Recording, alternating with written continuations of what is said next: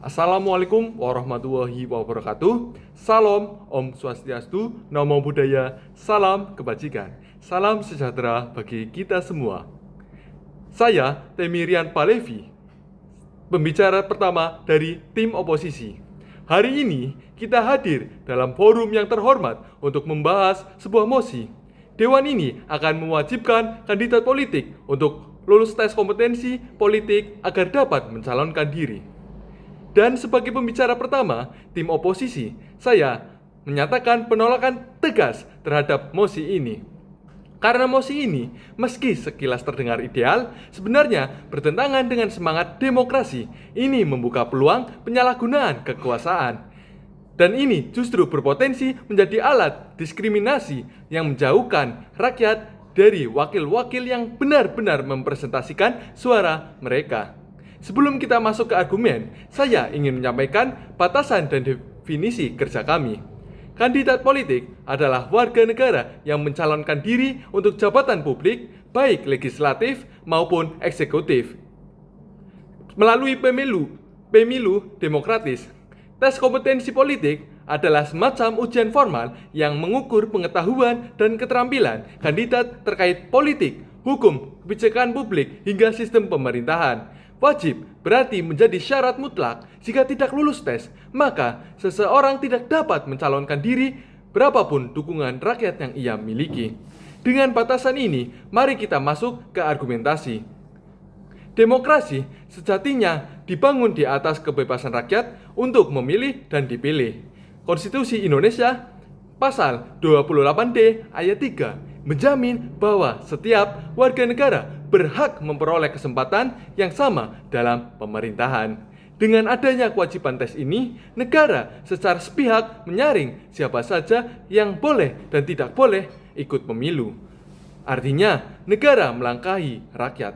Contoh nyata, bayangkan seorang tokoh masyarakat ada dari pedalaman Kalimantan yang didukung luas oleh komunitasnya. Ia dikenal jujur, tegas, memperjuangkan hak tanah ulayat, dan dicintai rakyatnya, tapi karena keterbatasan akses pendidikan formal, ia gagal dalam tes tertulis tentang sistem parlemen. Apakah negara berhak menggugurkan hak politiknya meski ia adalah representasi nyata dari aspirasi rakyat? Inilah bentuk nyata penjajahan politik yang terselubung. Tim pemerintah mungkin akan berkata bahwa tes ini objektif dan ilmiah.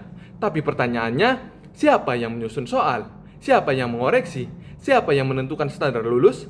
Dalam realitas politik, lembaga-lembaga yang diberi kewenangan menyusun tes bisa diintervensi kekuasaan, apalagi bila sistemnya tidak independen. Contoh nyata, lihat negara seperti Iran, di mana kandidat presiden harus lolos seleksi Dewan Garda. Hasilnya, banyak tokoh reformis, moderat, bahkan oposisi dihalang-halangi ikut pemilu dengan alasan tidak layak secara ideologis. Apakah kita ingin Indonesia menjadi seperti itu? Ketika partai oposisi tidak bisa mencalonkan kadernya karena dianggap tidak kompeten oleh standar yang dibuat lawannya. Mari kita bahas substansi tes ini.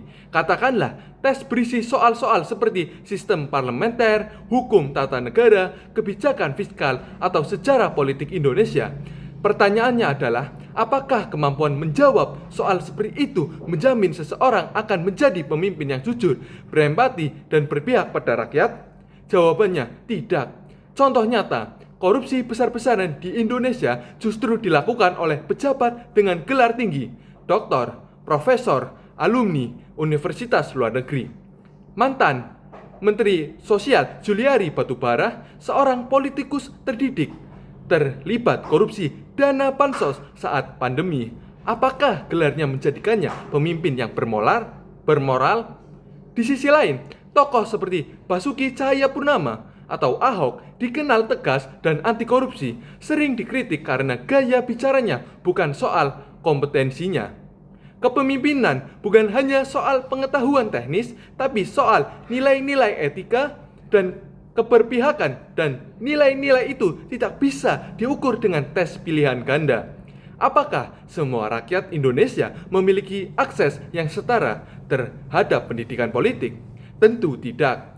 Dengan menerapkan tes ini, kita secara tidak langsung mendiskriminasi kelompok-kelompok terpinggirkan, masyarakat adat, kelompok miskin, penyandang disabilitas intelektual, bahkan tokoh-tokoh lokal yang mungkin sangat disegani, namun tak punya akses pendidikan formal.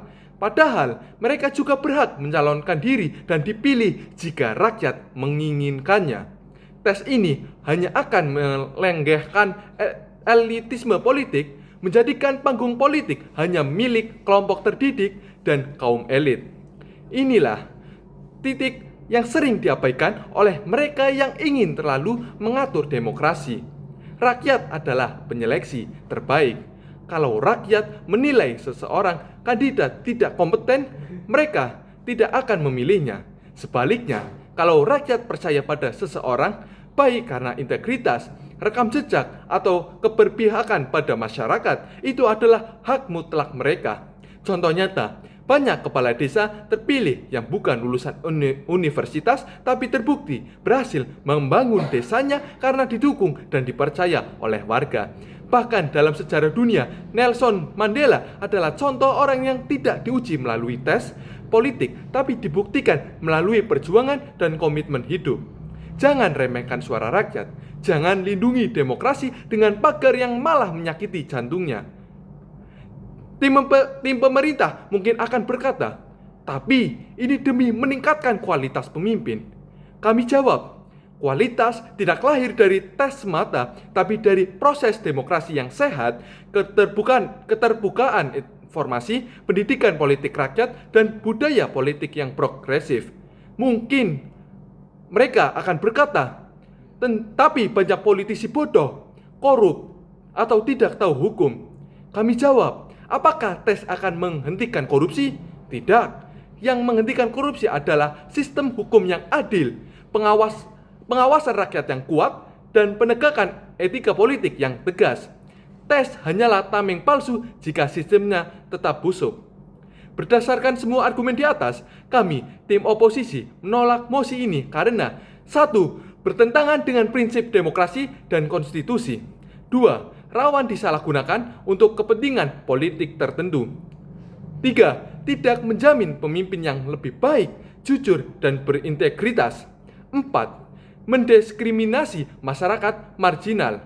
5. Mengabaikan rakyat sebagai filter terbaik dalam demokrasi. Demokrasi tidak bisa dibatasi oleh selembar kertas ujian. Demokrasi hidup oleh kepercayaan rakyat, bukan oleh nilai angka. Jangan biarkan demokrasi dibungkam dalam nama kompetensi. Sekian dari saya. Terima kasih. Wassalamualaikum warahmatullahi wabarakatuh.